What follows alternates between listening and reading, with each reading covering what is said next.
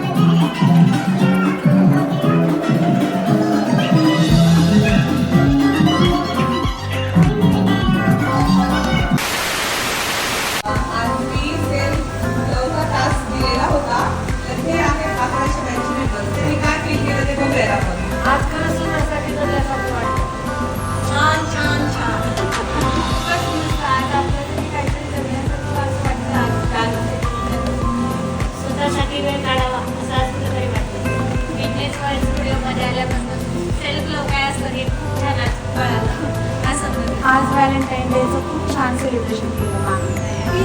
16